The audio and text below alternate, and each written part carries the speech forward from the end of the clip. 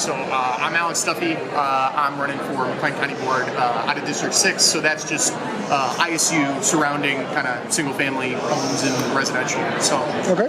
And what are some of your goals that you would like to see if you get on the board? Yeah, absolutely. So a big one for me, just personally right now, is kind of raising the wages of a lot of the county workers we have, specifically our correctional officers over at the McLean County Jail. We actually have one of the most underfunded jails across the state of Illinois, so much so that we've had to literally commute some of the prisoners we have in our county jail system here over to LaSalle County. And for just kind of the size of McLean County, also our influence, I think that's ridiculous.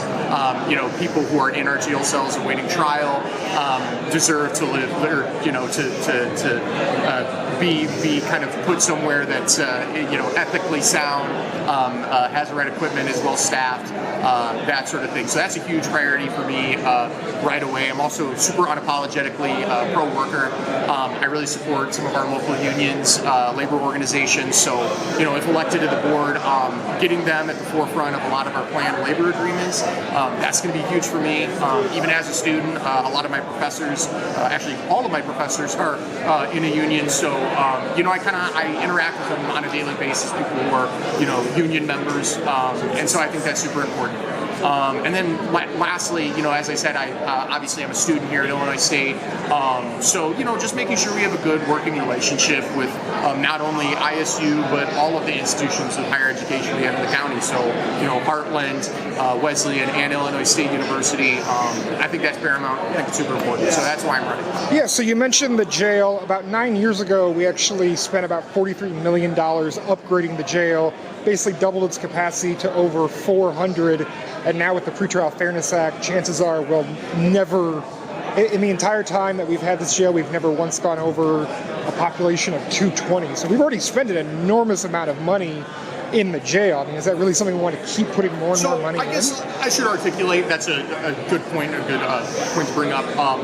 Where I see kind of the increased amount of money towards the jail would be in terms of pay for those correctional officers. A big issue we have in McLean County is just kind of maintaining the people we have on payroll, on staff over at our county jails. Same can be said for our sheriff's department. So in terms of making McLean County a competitive place pay-wise for some of our workers is really important to me, because what we're seeing is they're either going to individual municipalities or they're going to different counties. They're moving and getting a different job elsewhere. And so I think, it all starts with having the right people, having the right professionals, and keeping them. And a big part of that is pay. I think we really have to do, and and I want to make it clear, it's not just correctional officers and sheriff's deputies. This applies to any county worker. I think we're not very competitive in terms of pay. I think we have a lot of good people here. I'd like to keep them here, and so I think that starts with kind of increasing wages across the board. Okay. Are you willing to increase funding for the mobile mental health crisis team that we have in McLean County? 100%. I will 100% make that commitment to you right now. In fact, I think what we've been seeing, obviously we have a 10-10 split on the McLean County Board presently.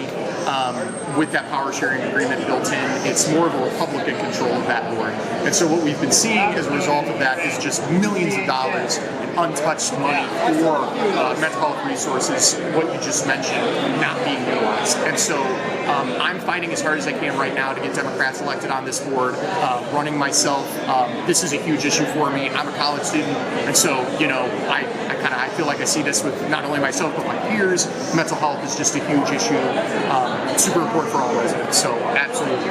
Okay, and my last question is, what are your proposals to solve the unhoused crisis and the homeless encampments that have really increased over the last several years? Yeah, no, I think, so the first thing when it comes to unhoused people is understanding that the idea of homelessness is solvable. This is something that other communities, not even across the world, across the country, you see communities where homelessness is not a thing.